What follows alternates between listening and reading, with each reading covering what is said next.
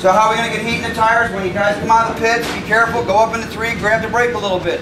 Try to move yourself down just a foot or 2 or 3, okay? Don't go for 20, 30 feet. Make small increments. When I go down into 1, I'm in there second, third gear, rolling the throttle on. Try to keep the throttle on, and then don't shut it off and go 1, 2, 3. Shut it off and go right up to the brakes.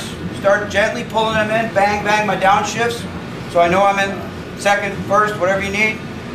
Off the brakes, lean it over, start rolling it on again. Go through 1, go up into 2. All right. So let's play in turn 1. That's probably the safest place to play for some light braking exercise. I don't want this, and I don't want real slow. I want to pull it in. And as you pull it in, what happens to the front tire? The contact patch gets bigger. And it gets bigger and bigger until you can carry the whole bike. You can carry all, in my case, 600 pounds. A little bit more. On the front tire. Plus all the G-force. Probably 1,000 pounds in that front tire when we're braking hard. Okay? Any questions on that stuff? That's a fun place to get all your braking down.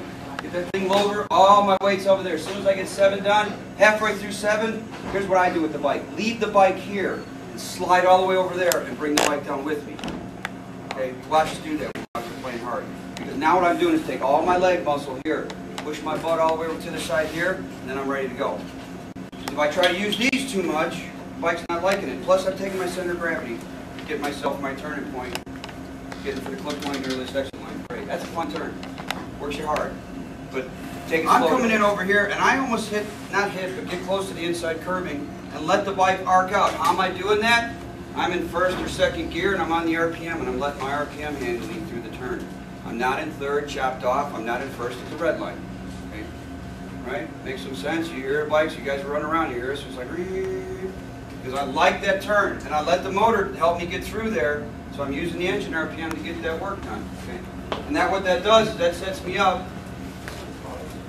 That sets me up so that I come out here. When I come in here, I make this a nice big arc, catch this, I let it drift out. Then I don't stop turning, finish turning, let the bike come over here, and let it drift out wide up here. I don't want to hug that inside curb till I get up here. Because my turning point for 10 is actually up here, isn't it? No, that's a clip point. Turning point's up here, right? Clip point, turning point for 10's here. And my setup is back here, because my earliest exit line is up here, not over there, is it? I don't want to be out wide on 10, because there's a nice straightaway. I've been maybe chasing somebody for a lap or 2, and I want to set them up and get it done. Will we have a session on braking at the end of the straight? Yes, we're going to talk about that. Here's a brief note. When you get to the end of the straightaways, most of you guys are going to roll up and coast, okay, and then go for the brakes. The difference between that and us is we stay on the gas all the way last second and go right to the brakes. And you watch the pros do that. I don't want you to do that until you're comfortable. So if you coast a little bit, fine. I want all your braking done before you lean that thing in. So when you're doing that, your backing gets squirrely, is that? Yes, it does. You know why? Too much front braking, I guess. It's almost never too much front brake. I don't use the rear. Because if I pick the back tire off the ground and I step on the rear brake, the back tire stops spinning, and the bike does that. And I get the sky ground moving. So I don't use the rear brake. Anybody got link brakes on their bike? Okay, when you got link brakes, you're gonna have some anyway, right? You got a piston in the back. Anybody got ABS link brakes? New 600, new 1000 Honda. You seen the read article on that? Okay, yeah. So if you got linked systems, it's hard to prevent that. Actually, they're going to have it less than we are, because the bike's going to do natural things to try to keep the back end on the ground. So is it, if you're getting squirrely, that's right about the right point? That's normal. That's the next step. Because that's where I'm at right now. Because when you're in there on the braking and the bike's wiggling around, it's the front contact patch. Don't touch that rear brake. Oh, I don't use the rear brake. Okay. Yeah, I don't use engine braking. The engine makes it go, the brakes make it stop. I don't normally roll off and coast a lot when we're going faster.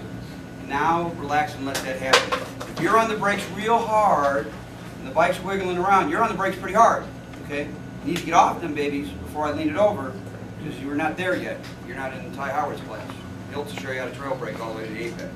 It takes time. So what do you think of ride smart so far? I think I got a lot of practice to do. Good, having fun out there? Yeah, it's a lot of fun. What do you think of the track? It's nice. It's a lot of fun. A lot of elevation changes, and overall, it's really fun. Let's play. All right. So it says reference point, clip point is aiming to right as earliest exit line. So we actually are building it from the back to the inlet. but we're doing it so that you guys can get these lines done. When you're in 10, 10's a funky set of turns, isn't it?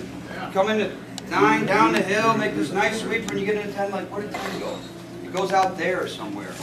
Curbing's on the inside. If I'm hugging the curbing, guy told me that's no good. So let's not hug the curbing. Let it drift out. There's a big old schmear sealer out there, isn't it? On the outside of that. So when I come out of 10, I'd like to come over the top of that rise. Not like this person hugging the curbing and going out wide. I can't put any gas on. The person that goes out a little wider and comes out. So, as this stuff occurs with you during the day, your dry mouth, you know, putting water in you. And if you guys should really have a water bottle in front of you somewhere, because there's a whole stack of them outside. So the next time you walk by, feel free. They're free. Okay. Grab your water bottle. And if there's nothing coming out of you, there's not enough going in. Now it sounds kind of weird, but it is important. Because if you're not hydrated, what happens? Your brain starts getting a little wacky, your muscles start cramping. It could be early signs of dehydration. All right.